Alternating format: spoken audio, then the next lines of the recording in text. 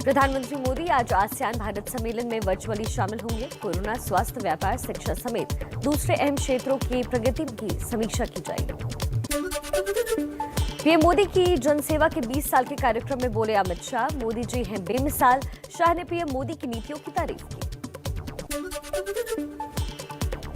गृह मंत्री अमित शाह का बयान, कहा बिना पढ़े लिखे लोगों के साथ राष्ट्र का संपूर्ण निर्माण नहीं हो सकता। शिक्षित करना सरकार की जिम्मेदारी है। निरक्षरता वाले बयान पर पहले भी मुझे ट्रोल किया जा चुका है। एलएसी पर तनाव के बीच अग्नि 5 मिसाइल का सफल परीक्षण। ओडिशा के एपीजे अब्दुल कलाम द्वीप से परीक्षण किया गया। 5000 किलोमीटर तक मार करने में सक्षम है मिसाइल। क्रूज ड्रग्स केस में शाहरुख के बेटे आर्यन की जमानत पर बॉम्बे हाईकोर्ट में आज दोपहर 2:30 बजे फिर सुनवाई। कल नहीं मिली थी बेल। 7 अक्टूबर से आर्थर रोड जेल में बंद है आर्यन। एनसीबी की तरफ से एएसजी अनिल सिंह आज बॉम्बे हाईकोर्ट में पक्ष रखेंगे। आर्यन समेत तीनों आरोपियों की जमानत का विरोध करेंगे। सभी आरोपियों की दलीलें कोर्ट में रखी जा चुकी हैं।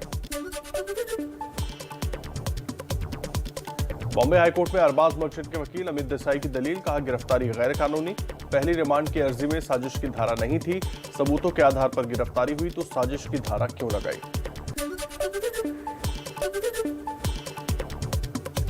एनसीबी के जोनल डायरेक्टर समीर वानखेड़े से विजिलेंस विभाग की टीम ने 4 घंटे तक पूछताछ की। वानखेड़े ने कई कागजात सौंपे, कहा सारे आरोप बेबुनियाद हैं। एनसीबी के chief vigilance officer Dnyaneshwar Singh ने कहा समीर वानखेड़े का बयान दर्ज किया गया है। बहुत सारी बातें उन्होंने बताई। आने वाले समय में जरूरत के मुताबिक फिर बुलाएंगे।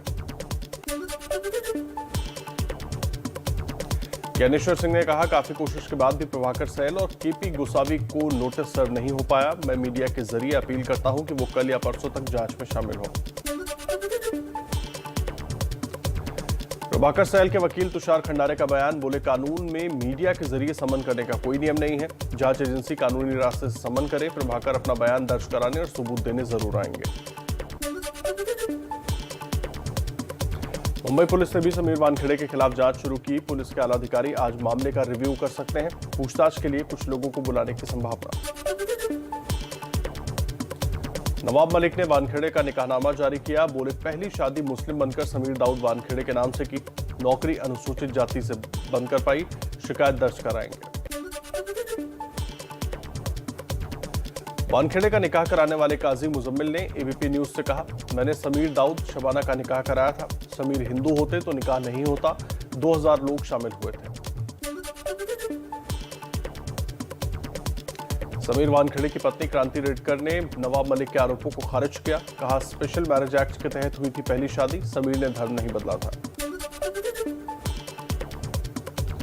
वानखेड़े की बहन यास्मीन ने मुंबई के ओशिवारा थाने में नवाब मलिक के खिलाफ शिकायत की। गलत बयानबाजी पर एफआईआर दर्ज करने की मांग। एनसीडब्ल्यू को भी भेजी चिट्ठी। केस दर्ज करने के निर्देश देने की मांग की। वानखेड़े के बचाव में उतरी आठवले की पार्टी आरपीआई। मुंबई के आजाद मैदान में निकाला मोर्चा। दिया नारा, समीर वानखेड़े के सम्मान में रिपब्लिकन पार्टी मैदान में।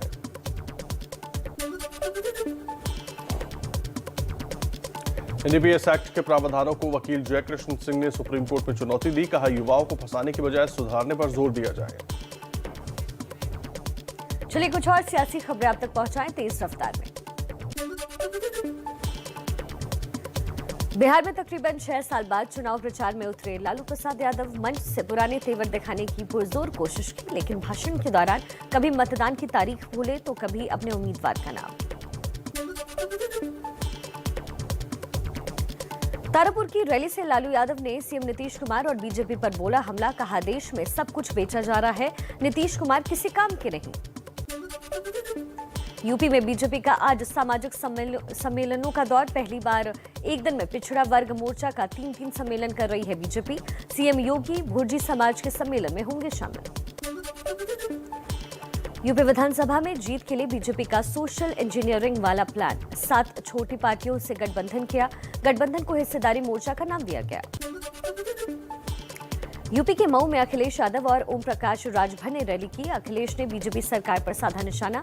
कहा बंगाल में बीजेपी के साथ खेला हुआ, यूपी में खदेड़ा होगा। यूपी के सीएम योगी आदित्यनाथ ने गोंडा को 1132 करोड़ की परियोजनाओं की सौगात दी।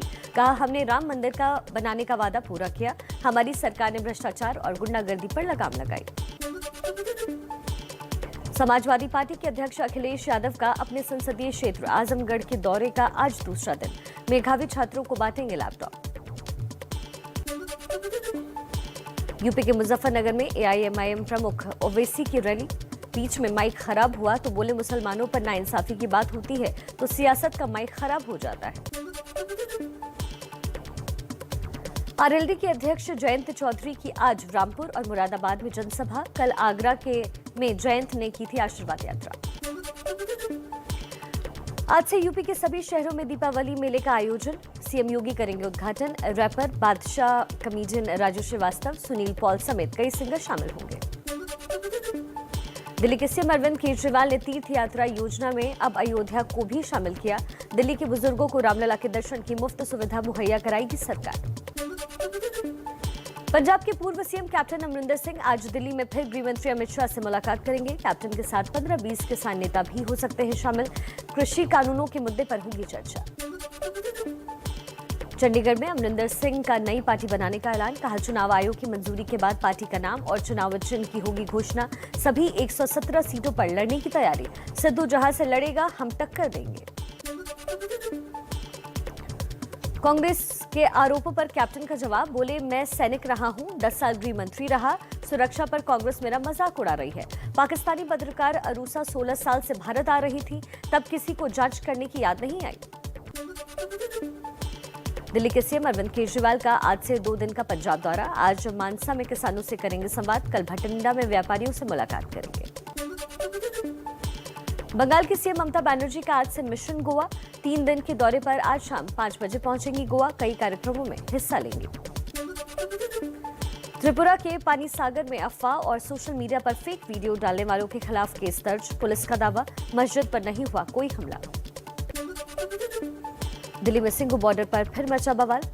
लखबीर के परिवार वालों को इंसाफ दिलाने की मांग को लेकर हिंद मजदूर किसान समिति का प्रदर्शन। पुलिस ने किया लाठीचार्ज। निहंगों के हाथों मारे गए थे लखबीर।